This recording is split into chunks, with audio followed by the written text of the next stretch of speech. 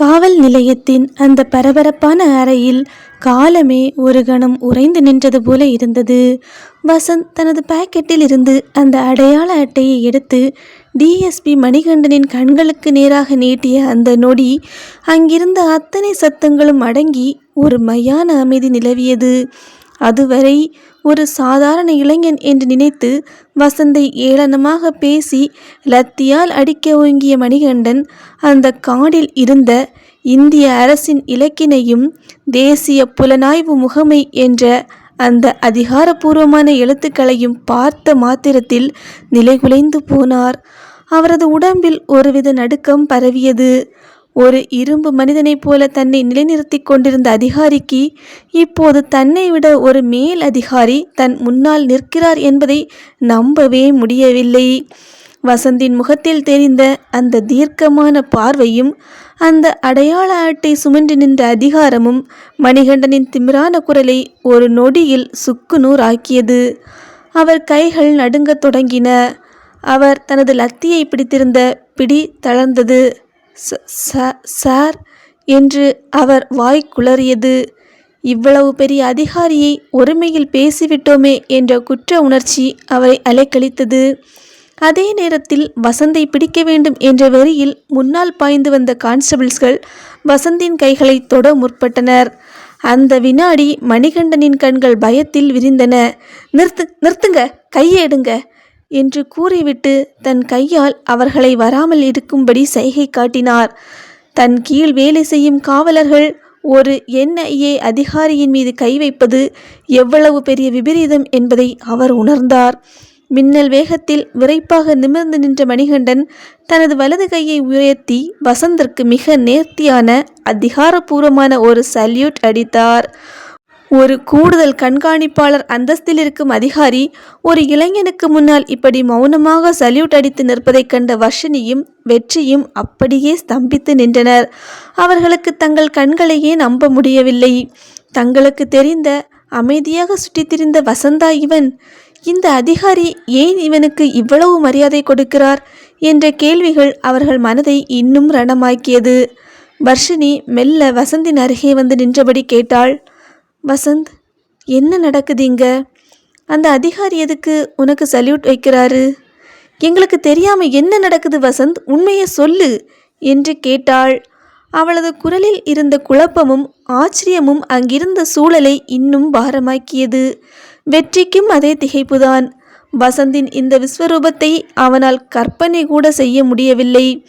சிறைக்குள் இருந்த ஆகாஷின் நிலையோ இன்னும் பரிதாபமாக இருந்தது. தன் தம்பி வசந்த் தனக்கு ஒரு பாதுகாப்பாக இருப்பான் என்று நினைத்தாரே தவிர அவன் நாடே வியக்கும் ஒரு உயரிய புலனாய்வு அமைப்பின் அதிகாரி என்பதை அவன் கனவிலும் நினைக்கவில்லை.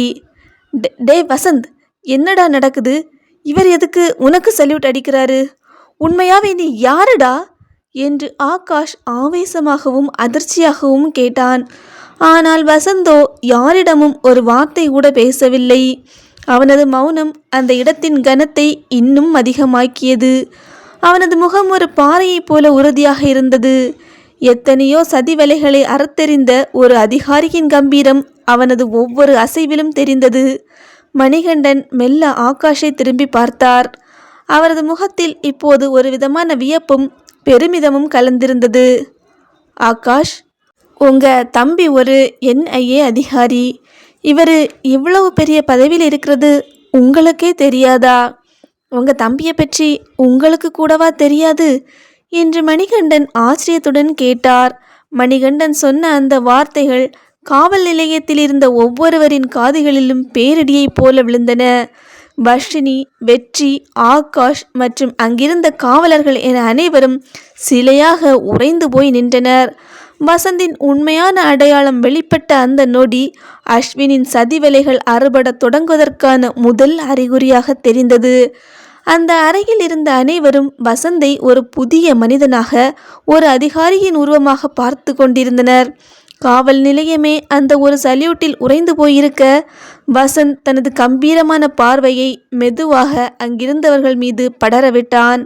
அவனது அடையாள அட்டை ஏற்படுத்திய அதிர்ச்சி இன்னும் ADSP மணிகண்டன் முகத்தில் அப்படியே இருந்தது. வசந்த் இப்போது ஒரு தம்பியாக மட்டும் அங்கே நிற்கவில்லை, ஒரு தேசத்தின் உயரிய புலனாய்வு அதிகாரியாக அந்த அறையை தனது கட்டுப்பாட்டிற்குள் கொண்டு வந்திருந்தான். வசந்த் மெதுவாக மணிகண்டனை நோக்கி திரும்பி, சார், மற்ற கான்ஸ்டபிள்ஸ் எல்லாம் கொஞ்சம் வெளியே போக சொல்லுங்க. நான் என் அண்ணன்கிட்ட என்ன நடந்துச்சுன்னு கேட்கணும். இது ஒரு முக்கியமான இன்வெஸ்டிகேஷன் என்று மிக தீர்க்கமான குரலில் கூறினான். அந்த குரலில் இருந்த அதிகாரம் மணிகண்டனை உடனடியாக செயல்பட வைத்தது. அவர் சற்றும் தாமதிக்காமல் அங்கிருந்த காவலர்களை நோக்கி திரும்பி, எல்லாரும் வெளியே போங்க, ஒருத்தர் கூட உள்ளே இருக்கக்கூடாது. சார் விசாரணை பண்ணுற வரைக்கும் யாரும் உள்ளே வரவே கூடாது, போங்க என்று சொன்னார். அங்கிருந்த காவலர்கள் ஒருவரை ஒருவர் பார்த்து கொண்டு அந்த பெரும் திகைப்புடன் விறுவிறுவென்று வெளியேறினர். மணிகண்டனும் வசந்திற்கு வழிவிட்டு ஒரு மரியாதையான பார்வையுடன் தானும் அந்த அறையை விட்டு வெளியேறினார். இப்போது அங்கு ஆகாஷ் சிறைக்குள்ளும் அவனுக்கு வெளியே வசந்த், வர்ஷினி மற்றும் வெற்றி மட்டுமே இருந்தனர். வசந்த் மெதுவாக சிறை கம்பிகளுக்கு அருகே சென்றான். அவனது கண்கள் இப்போது அந்த அதிகார தோரணையை தாண்டி தன் அண்ணன் மீது கொண்ட அக்கறையில் கனிந்திருந்தன. ஆகாஷின் கைகளை பிடித்து கொண்டு, அண்ணா, என்ன நடந்துச்சுன்னு எல்லாத்தையும் என்கிட்ட தெளிவாக சொல்லுங்க. ஒரு சின்ன விஷயத்தை கூட விடாமல் அங்கே என்ன நடந்துச்சு, அஸ்வின் எப்படி உங்களை இந்த சதிவதையில் மாட்ட வச்சான் அப்படின்னு எல்லாத்தையும் விளக்கமாக சொல்லுங்க. நீங்கள் சொல்கிற அந்த உண்மையை வச்சு தான் அந்த பாவி அஸ்வினை நம்ம பிடிக்க முடியும். அவனை சட்டத்தோட முன்னாடி நிறுத்த எனக்கு உண்மையான விவரங்கள் வேணும் அண்ணா என்று உணர்ச்சி வசப்பட்டு கேட்டான். வசந்த் இப்படி கேட்டதும் வர்ஷினிக்கும் வெற்றியும் ஆகாஷின் முகத்தையே பார்த்து கொண்டு நின்றனர். வர்ஷினியின் கண்களில் இப்போது ஒரு புதிய நம்பிக்கை பிறந்தது. தன் கணவன் நிரபராதி என்று நிரூபிக்க தன் குழந்தனார் வசந்த் ஒரு தெய்வத்தைப் போல வந்து நிற்பதை எண்ணி அவள் நிம்மதி பெருமூச்சு விட்டாள். ஆகாஷ் தன் தம்பியை ஏறிட்டு பார்த்தான். வசந்தின் கண்களில் தெரிந்த அந்த தெளிவும் உண்மையை அறிய துடிக்கும் வேகமும் ஆகாஷுக்குள் இருந்த பயத்தை போக்கியது. அவன் மெதுவாக சொல்லத் தொடங்கினான்.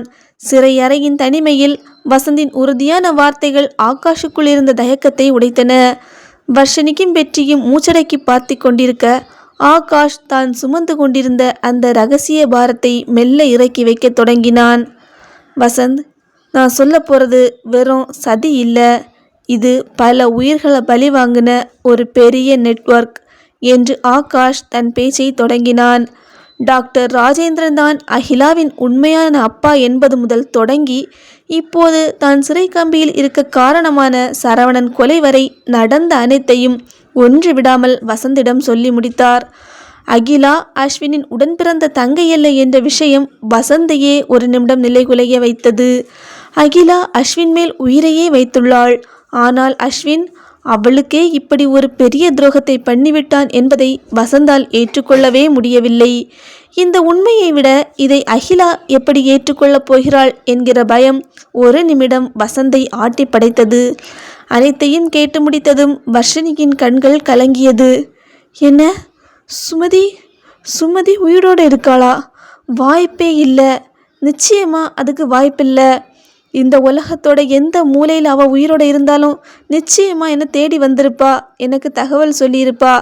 அவளை இந்த அஸ்வின் ஏதோ பண்ணிட்டான், அவள் உயிரோடு இருக்க வாய்ப்பே இல்லை என்று சொல்லி அழுதாள்.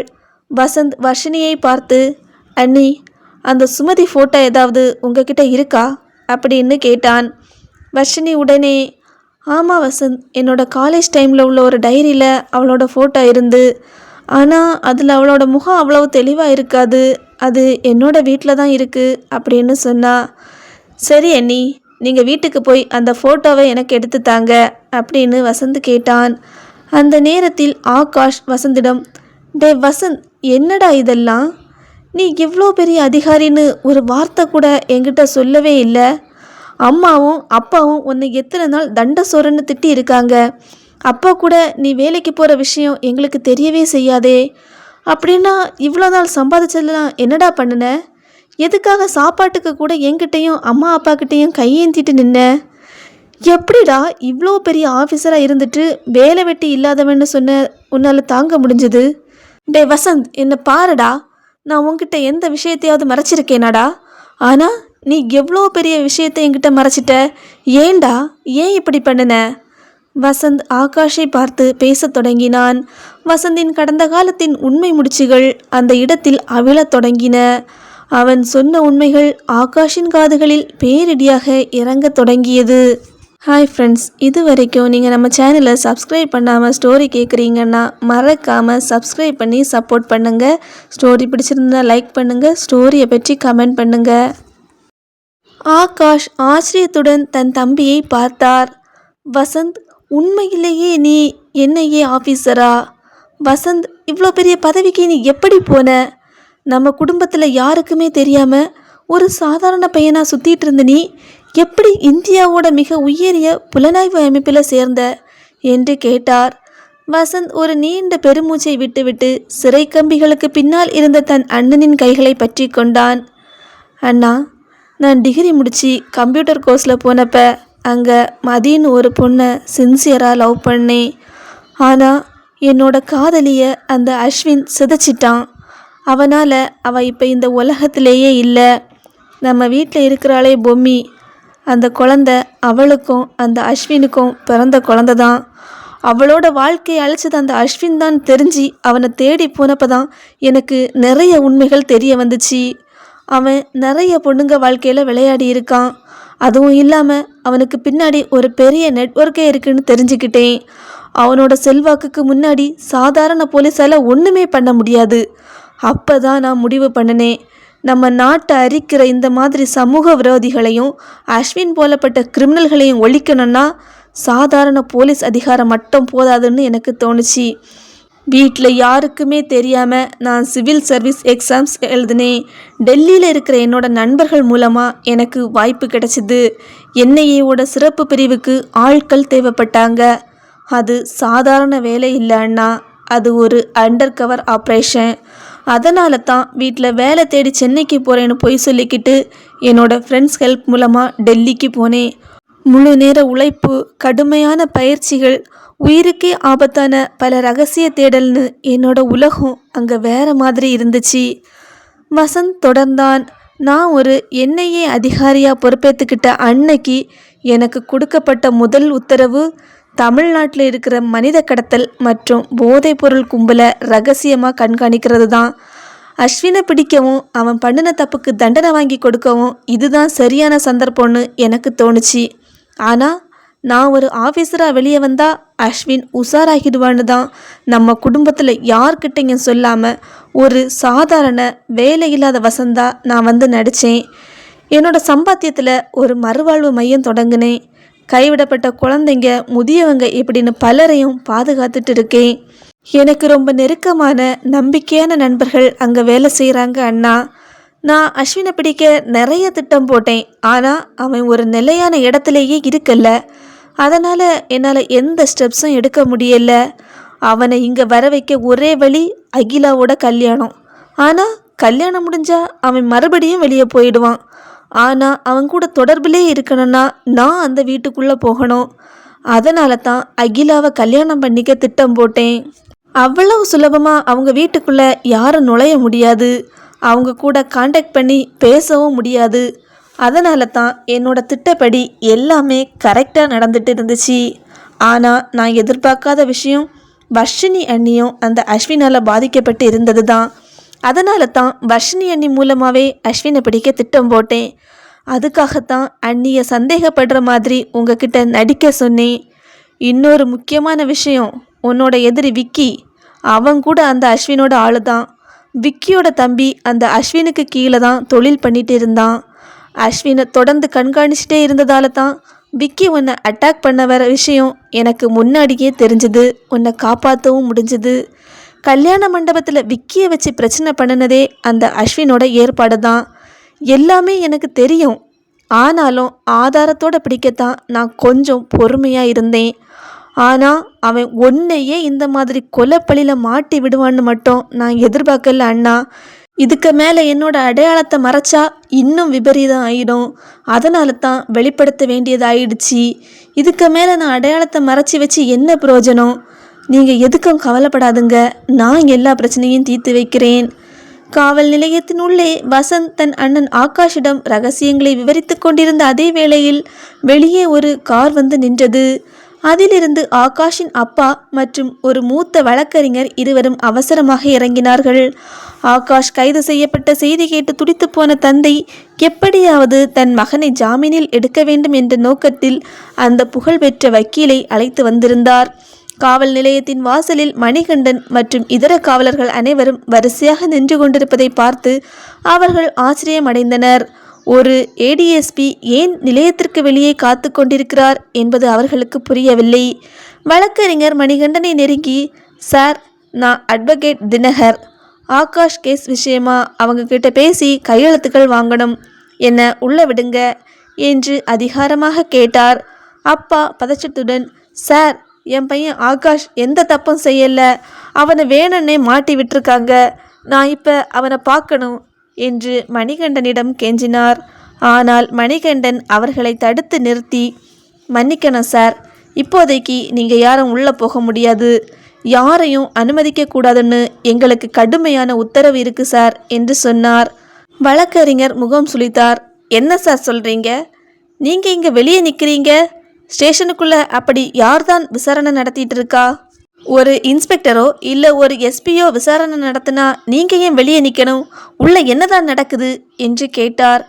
மணிகண்டன் ஒரு நீண்ட பெருமூச்சை விட்டுவிட்டு, உள்ள விசாரணை நடத்துறது ஒரு என்ஐஏ அதிகாரி, அவரோட அனுமதி இல்லாமல் நம்ம உள்ளே போக முடியாது, அதனால் தயவு செஞ்சு இங்கேயே காத்திருங்க என்று அமைதியாக பதிலளித்தார். என்ன, என்ஐஏ அதிகாரியா என்று வழக்கறிஞரும் அப்பாவும் ஒரே நேரத்தில் அதிர்ச்சியுடன் கேட்டனர். அப்பாவுக்கு தூக்கி வாரி போட்டது. என் பையனோட கேஸுக்கும் என்ஐஏவுக்கும் என்ன சார் சம்மந்தம்? எதுக்காக அந்த ஆபீசர் இங்கே வந்திருக்காரு? என் பையனை என்ன பண்ண போகிறாங்க என்று பதற்றத்தில் அவர் கண்கள் கலங்கின.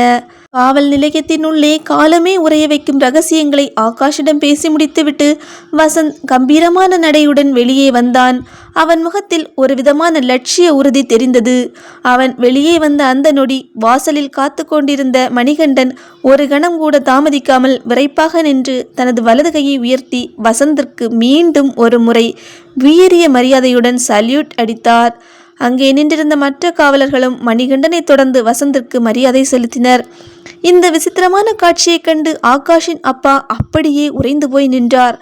தன் மகன் வசந்தை ஒரு வெட்டி பையன் என்றும் எதற்கும் உதவாதவன் என்றும் நினைத்து கொண்டிருந்த அவருக்கு ஒரு மாவட்டத்தின் உயரிய அதிகாரி அவனுக்கு சல்யூட் அளிப்பதை ஜீரணிக்கவே முடியவில்லை. அப்பா ஆத்திரமும் குழப்பமும் கலந்த குரலில் மணிகண்டனிடம் கேட்டார். சார், என்ன சார் இது? என்ன நடக்குதுங்க? எதற்கும் உதவாத இந்த வெட்டி பயலுக்கு போய் இவ்வளோ பெரிய அதிகாரியான நீங்கள் ஏன் சல்யூட் அடிக்கிறீங்க? இவன் ஒரு ஊர் சுற்றி சார், இவனுக்கு போய் நீங்கள் கொடுக்குற மரியாதை எனக்கு புரியலை சார் என்று சொன்னார். மணிகண்டன் அமைதியாக வசந்தை பார்த்துவிட்டு பிறகு அப்பாவை நோக்கி திரும்பினார். சார், ஆகாஷ் உங்கள் பையன்னு சொன்னீங்க, அப்போ இவரும் உங்கள் பையன் தானே சார் என்று ஒரு விதமான புன்னகையுடனே கேட்டார். அப்பா ஆவேசமாக, ஆமாம் சார், ஆமாம், அந்த ஆகாஷை பெற்ற அதே நான் தான் இவனையும் பெற்றேன். என் பெரிய பிள்ளை ஆகாஷ் ஒரு போலீஸ் அதிகாரியாகி இந்த ஊர்லேயே என்னை பெருமைப்படுத்தினான். ஆனால் இந்த வசந்த் இருக்கானே, இவன் எனக்கு எந்த பெருமையும் தேடித்தரல. உருப்படாமல் ஊர் சுற்றுறது, பொண்ணுங்க கூட பழகிறதுன்னு குடும்ப மானத்தையே வாங்குறான். இவனால் எனக்கு கேவலம்தான் மிச்சம் என்று வசந்தை அங்கேயே வைத்து திட்டி தீர்த்தார். வசந்த் எதற்கும் கலங்காமல் தன் அப்பாவின் கோபத்தை ஒரு புன்னகையோடு மௌனமாக ஏற்றுக்கொண்டான். ஆனால் மணிகண்டனால் அதற்கு மேல் அமைதியாக இருக்க முடியவில்லை.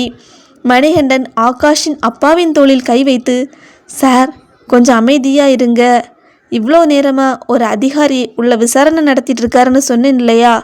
அந்த பெரிய அதிகாரி இந்தியாவோட ரகசிய புலனாய்வு அமைப்போட உயர் அதிகாரி வேற யாரும் இல்லை சார். இதோ உங்கள் முன்னாடி நிற்கிறாரே, உங்கள் மகன் வசந்த் தான் அந்த அதிகாரி என்று சொன்னார். அந்த வார்த்தைகள் ஆகாஷின் அப்பாவின் காதில் ஒரு வெடிகுண்டை போல வெடித்தன. அப்பாவின் உடலில் ஒரு மின்னல் பாய்ந்தது போல் இருந்தது. அவர் அப்படியே ஸ்தம்பித்து நின்றார். வழக்கறிஞரும் அதிர்ச்சியில் வாயடைத்து போனார். என்ன சார் சொல்றீங்க? என் மகனா? வசந்தா? இந்த வசந்தா அதிகாரி என்று அப்பா தழுதழுத்த குரலில் கேட்டார். மணிகண்டன் மீண்டும் உறுதியாக சொன்னார். ஆமாம் சார், உங்கள் மகன் வசந்த் சாதாரண ஆள் இல்லை, டெல்லியில் இருந்து செயல்படுற ஒரு அமைப்போட முக்கியமான அதிகாரி. அப்பாவால் தன் கண்களையே நம்ப முடியவில்லை. வசந்தை வேலை வெட்டி இல்லாதவன் என்று சொன்ன நாட்கள் அனைத்தும் அவர் கண்முன் வந்து சென்றது. அந்த நேரத்தில் வீட்டிற்கு சுமதியின் போட்டோவை எடுக்க சென்ற வெற்றியும் வர்ஷினியும் அங்கு வந்து சேர்ந்தனர். தன் கையிலிருந்த போட்டோவை வசந்திடம் கொடுத்துவிட்டு, இவதான் என் தோழி சுமதி என்று கூறினாள். சுமதி உயிருடன் இருக்கிறாளா? அவள் உயிருடன் இருந்தால் வசந்த் அவளை மீட்பானா? உண்மைகள் அனைத்தும் வெளிவருமா? காவல் நிலையத்தின் வாசலில் நின்றிருந்த அந்த நிமிடம் ஒரு யுகமாக மாறிப்போனது போன்ற உணர்வு அங்கிருந்தவர்களுக்கு ஏற்பட்டது. மணிகண்டன் சொன்ன அந்த உண்மையை இன்னும் ஜீரணிக்க முடியாமல் அப்பா சிலையாக உறைந்து நின்றார். தான் இத்தனை காலமாக திட்டி தீர்த்த தன் இளைய மகன் வசந்த் இந்தியாவே வியந்து பார்க்கும் ஒரு உயரிய புலனாய்வு அமைப்பின் அதிகாரி என்பதை அறிந்த அந்த நொடி அவருக்குள் இருந்த தந்தை மனம் சுக்கு நூறாக உடைந்தது. அப்பா மெதுவாக வசந்தை நோக்கி நகர்ந்தார். அவர் கால்கள் தடுமாறின. அவர் கண்களிலிருந்து கண்ணீர் தாரை தாரையாக கொட்டியது. வசந்த் ஒரு புன்னகையோடு அப்படியே நின்று கொண்டிருந்தான். அவன் கண்களில் கோபமோ அல்லது தான் சாதித்து விட்டோம் என்ற கர்வமோ இல்லை. மாறாக தன் தந்தையின் மீது கொண்ட அதே அன்பு மட்டும் மாறாமலேயே இருந்தது. அப்பா சட்டென்று வசந்தை அப்படியே கட்டி பிடித்து கொண்டார். ஒரு குழந்தையைப் போல அவர் தேம்பி தேம்பி அழுதார். என்ன மன்னிச்சிடு வசந்த். உன் அப்பாவா இருந்துக்கிட்டே உன்னை அடையாளம் காண முடியாமல் போயிட்டேனடா. எதுக்கும் உதவாதவன்னு உன்னை தப்பாக பேசி உன் மனசை எவ்வளவோ காயப்படுத்திட்டேன். நீ எவ்வளவு பெரிய பொறுப்பை சுமந்துக்கிட்டு இந்த நாட்டுக்காகவும் நம்ம குடும்பத்துக்காகவும் இவ்வளவு செஞ்சிருக்கன்னு தெரியாமல் போச்சேடா என்று அவர் வாய்விட்டு அழுது மன்னிப்பு கேட்டார். அப்பாவின் கண்ணீர் வசந்தின் தோள்களை நனைத்தது. வசந்த் மெதுவாக தனது தந்தையின் கைகளை பற்றி கொண்டான். அப்பா, நீங்கள் ஏன் மன்னிப்பு கேட்குறீங்க? நீங்கள் என்னை திட்டுனதில் எந்த தப்பும் இல்லை. நான் அப்படித்தானே உங்களை நம்ப வச்சிருந்தேன். ஒரு ரகசிய அதிகாரிக்கு முதல் வெற்றியே தன் குடும்பமே தன்னை அடையாளம் காண முடியாத அளவுக்கு இருக்கிறது தான். அதனால் நான் இப்போ ரொம்ப சந்தோஷமாக இருக்கேன் அப்பா, அழாதுங்க என்று ஆறுதலாக சொன்னான். அப்பா மெல்ல பிடியை தளர்த்தி வசந்தின் முகத்தை பார்த்தார். அந்த பார்வையில் ஒரு புதிய மதிப்பும் அளவற்ற பெருமையும் தெரிந்தது. அங்கே நின்றிருந்த வழக்கறிஞர், வெற்றி, வர்ஷினி என அனைவரும் இந்த நெகிழ்ச்சியான காட்சியை கண்டு கண் கலங்கி நின்றனர். வசந்த் இப்போது தன் தந்தையிடமும் அந்த வழக்கறிஞரிடமும் தீவிரமாக பேசத் தொடங்கினான். அப்பா, இது நம்ம உணர்ச்சி வசப்படுறதுக்கான நேரம் இல்லை. அண்ணா நிரபராதின்னு நமக்கு தெரியும். ஆனால் அதை சட்ட நீதியாக நிரூபிக்கணும். அதனால் நீங்கள் இப்போ இந்த லாயர் மூலமாக அண்ணாவை ஜாமீனில் எடுக்கவும் கேஸை ஸ்ட்ராங்காக கொண்டு போகவும் என்னென்ன தேவையோ அந்த வேலையெல்லாம் பாருங்கள். நீங்கள் லாயர் கூட இருந்து ஆக வேண்டிய காரியங்களை செய்யுங்க என்று நிதானமாக சொன்னான். இன்னொரு பக்கம் உண்மையை நிரூபிக்க வேண்டிய வேலையை நான் பார்த்துக்கிறேன். அவன் கண்கள் இப்போது கூர்மையாக மாறியது. வசந்தின் அப்பாவிற்குள் இருந்த தந்தை உள்ளம் ஒரு மகன் உயரிய அதிகாரியாக இருப்பதை எண்ணி பெருமைப்பட்டாலும் இன்னொரு மகனோ கொலையாளியாக கூண்டில் நிற்பதை எண்ணி பதறியது. அப்பா வசந்தின் கைகளை இறுக பற்றி கொண்டு தழுதழுத்த குரலில் கேட்டார். வசந்த், இப்போ நீ ஒரு பெரிய அதிகாரியாக நிற்கிறேன்னு எனக்கு பெருமையாக இருக்குடா. ஆனால் என் மனசு துடிச்சிட்டு இருக்கு. ஆகாஷ் இந்த தப்பை செய்யலைன்னு நீ சொல்கிற. அவன் ஒரு நேர்மையான போலீஸ்னு எனக்கும் தெரியும். அப்படி இருக்கிறப்போ ஆகாஷ் இந்த சரவணனை கொல்லலைன்னா யாருடா இந்த கொலையை செஞ்சது? எதுக்காக தேவையில்லாமல் பழியெல்லாம் அவன் மேலே போட்டு இப்படி அடைச்சி வச்சிருக்காங்க? யாருக்குடா என் மேலேயும் என் குடும்பத்து மேலேயும் இவ்வளவு வன்மம் என்று ஆவேசமாக கேட்டார். வசந்த் ஒரு கணம் மௌனமாக தன் அப்பாவின் கண்களை நேருக்கு நேர் பார்த்தான். அவன் பார்வையில் இருந்த அந்த தீவிரம் அப்பாவை பயமுறுத்தியது. வசந்த் மெதுவான குரலில் சொன்னான். எல்லாத்துக்கும் காரணம் அந்த அஸ்வின் தான்பா. அந்த பெயரை கேட்டதும் அப்பாவிற்கு தூக்கி வாரி போட்டது. என்னடா சொல்கிற? அஸ்வினா? அவன் எதுக்கு இப்படி செய்ய போகிறான்? அவன் நம்ம குடும்பத்து மேலே எவ்வளவு பாசமாக இருந்தான். அவனை போய் இப்படி சொல்றிய வசந்த் என்று அதிர்ச்சியில் கத்தினார். ஆமாம் அப்பா, ஆமாம். வசந்த் ஆவேசமாக தொடர்ந்தான். அஸ்வின் தான், அந்த அஸ்வினே தான். நீங்கள் யாரை இவ்வளவு காலமாக ரொம்ப நல்லவன் உத்தமேன்னு தலையில் தூக்கி வச்சு கொண்டாடுறீங்களோ அந்த அஸ்வின் தான் இந்த கொலைக்கும் அண்ணன் இன்னைக்கு கைதியாக நிற்கிறதுக்கும் முழு காரணம்.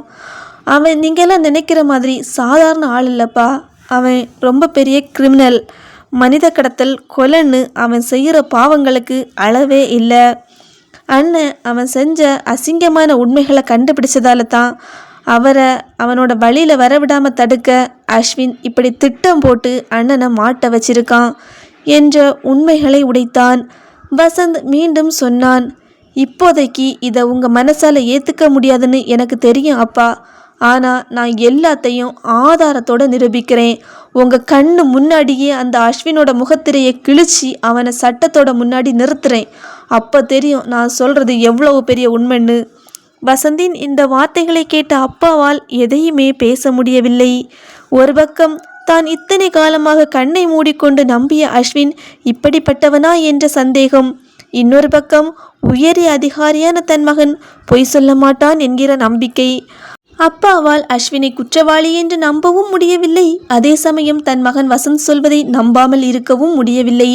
ஒரு விதமான மனப்போராட்டத்தில் அவர் அப்படியே நிலைகுலைந்து நின்றார். அஸ்வினின் பாசக்கார முகம் அவர் நினைவுக்கு வந்து போனது.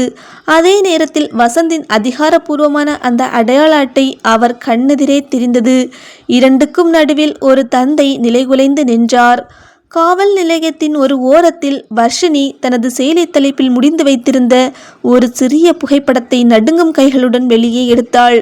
அது சுமதி கடைசியாக எடுத்த புகைப்படம். அந்த புகைப்படத்தை வசந்திடம் நீட்டிய போது வர்ஷினியின் கண்கள் குளமாகியது. வசந்த் இவதான் என்று சொன்னபோது வசந்த் அந்த புகைப்படத்தை தனது கைகளில் வாங்கினான். புகைப்படத்தில் இருந்த சுமதியின் அப்பாவியான முகம் அஸ்வின் செய்த அநீதியின் சாட்சியாக அவனுக்கு தெரிந்தது. ஒரு நொடி கூட தாமதிக்காமல் வசந்த் தனது போனை எடுத்து அந்த புகைப்படத்தை துல்லியமாக ஸ்கேன் செய்தான். அடுத்த சில வினாடிகளில் அந்த புகைப்படம் டெல்லியில் இருக்கும் அவனது இரகசிய தலைமை அலுவலகத்திற்கும் அவனது தனிப்பட்ட புலனாய்வு குழுவிற்கும் மின்னல் வேகத்தில் பறந்தது. அவன் தனது குழுவிற்கு ஒரு இரகசிய கட்டளையை பிறப்பித்தான். இந்த பெண்ணை பற்றிய எல்லா தகவல்களும் எனக்கு அடுத்த 1 மணி நேரத்திற்குள் வேணும். முக்கியமாக மனித கடத்தல் கும்பல் அல்லது அஸ்வினோட நெட்வொர்க்கில் இவளோட முகம் எங்கேயாவது இருக்கான்னு ஃபேஸ் ரெகக்னேஷன் மூலமாக தேடுங்க உடனே. வசந்தின் முகம் இப்போது ஒரு வேட்டைக்காரனை போல கொடூரமாக மாறியது. அவன் அங்கிருந்த கான்ஸ்டபிள் ரவியை பார்த்தான். ரவி அஸ்வினின் அராஜகங்களை உள்ளுக்குள் வெறுத்து ஆகாஷுக்கு உண்மையாக இருக்க நினைக்கும் ஒரு காவலர். ரவி, அந்த ஆனந்த் இப்போ எங்கே இருக்கான்? அவனை நீங்கள் எங்கே வச்சிருக்கீங்கன்னு எனக்கு தெரியணும். நான் அவனை பார்க்கணும், விசாரிக்கணும். என்னை கூட்டிகிட்டு போங்க என்று வசந்த் கேட்டான். ரவி வசந்தை ஒரு இரகசிய இடத்திற்கு அழைத்து சென்றார். அது அந்த ஊரின் ஒருக்குப்புறமான ஒரு பழைய கிடங்கு. அங்குதான் அஸ்வினின் நண்பன் ஆனந்த் ஆகாஷால் பிடித்து வைக்கப்பட்டிருந்தான். ரைட்டர் சுடலை அவருக்கு காவலாக அங்கேயே அமர்ந்திருந்தார். அவர் வசந்தை பார்த்ததும், தம்பி நீங்கள் எப்படி நீங்கள் எதுக்கு இங்கே வந்தீங்க என்று கேட்டார். ரவி சுடலையிடம் விசாரணை நடத்த வந்திருக்காங்க என்று சொன்னார். உடனே சுடலை, என்ன இவர் விசாரணை நடத்த போறாரா என்று கேட்கவும் வசந்த் தனது அடையாள அட்டையை சுடலையிடம் காட்டினார். அதை பார்த்த சுடலைக்கு அதிர்ச்சியில் நெஞ்சு வெளிவராத குறைதான்.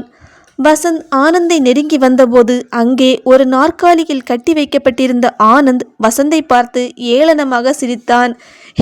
என்னடா அண்ணன் உள்ள போயிட்டான், இப்போ தம்பி வந்திருக்கியோ, உன்னால் ஒன்றும் பண்ண முடியாதுடா என்று திமிராக சொன்னான். வசந்தின் கண்கள் சிவந்தன. அவன் தன் கோட்டை கலற்றி வீசிவிட்டு மின்னல் வேகத்தில் பாய்ந்து ஆனந்தின் கழுத்தை பிடித்து தூக்கினான். அவனது பிடி ஆனந்தின் குரல் விலையை நசுக்கியது. என் பொறுமையை சோதிக்காத ஆனந்த், நான் யாருன்னு உனக்கு இன்னும் தெரியல. நீ வாயை திறக்கல, அடுத்த நிமிஷம் நீ உயிரோடு இருக்க மாட்ட. சொல்லு, அந்த ராயப்பன் யாரு? அவனுக்கு யார் கூட எல்லாம் தொடர்பு இருக்கு? அவன் திருநெல்வேலியில் எங்கெல்லாம் தங்குவான்? சொல்லு, உண்மையை சொல்லு என்று வசந்த் ஆவேசமாக ஒரு அடியை போட்டான். அந்த அடியில் ஆனந்தின் வாயிலிருந்து இரத்தம் கொட்டியது. வசந்தின் அந்த பயங்கரமான அதிகார தோரணையை கண்ட ஆனந்த் உயிருக்கு பயந்து உளரத் தொடங்கினான். ராயப்பனின் இரகசிய தங்கும் இடங்கள், அவன் யாருடைய பாதுகாப்பில் இருக்கிறான், அவன் பயன்படுத்தும் இரகசிய குறியீடுகள் என அனைத்தையும் வசந்திடம் உளறி கொட்டினான். வசந்த் அந்த தகவல்களை தனது மூளையிலேயே குறித்து கொண்டான். ராயப்பனை பிடிக்க திருநெல்வேலிக்கு செல்ல அவன் தயாரான அந்த சமயம் அவனது ஃபோன் ஒலித்தது. வசந்த் ஃபோனை எடுத்து காதில் வைத்தான். எஸ், சொல்லுங்க என்றான்.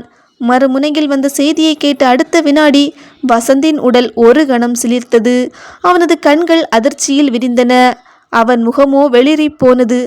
என்ன, அப்படியா? நிஜமாவா சொல்றீங்க என்று வசந்த் பெரும் அதிர்ச்சியுடன் கேட்டான். அருகில் நின்றிருந்த ரவியும் ஆனந்தும் வசந்தின் அந்த மாற்றத்தை பார்த்து மிரண்டு போனார்கள். வசந்தை போன்ற ஒரு உயர் அதிகாரியையே நிலைதடமாற வைக்கும் அந்த செய்தி என்னவாக இருக்கும்? வசந்த் அந்த அதிர்ச்சியிலிருந்து மீள முடியாமல் சிலையாக உறைந்து நின்றான். அந்த இரகசிய செய்தி ஒட்டுமொத்த வழக்கின் போக்கையும் மாற்றப் போகிறது என்பது மட்டும் அவனது முக பாவனையில் தெரிந்தது. ஸ்டோரி கேட்டு சப்ஸ்கிரைப் பண்ணி சப்போர்ட் பண்ணுற எல்லா ஃப்ரெண்ட்ஸுக்கும் தேங்க்ஸ். நீங்கள் இது வரைக்கும் சப்ஸ்கிரைப் பண்ணாமல் ஸ்டோரி கேட்குறீங்கன்னா மறக்காமல் சப்ஸ்கிரைப் பண்ணி சப்போர்ட் பண்ணுங்கள். ஸ்டோரி பிடிச்சிருந்தனா லைக் பண்ணுங்கள். ஸ்டோரியை பற்றி ஒரு வார்த்தை கமெண்ட் பண்ணுங்கள்.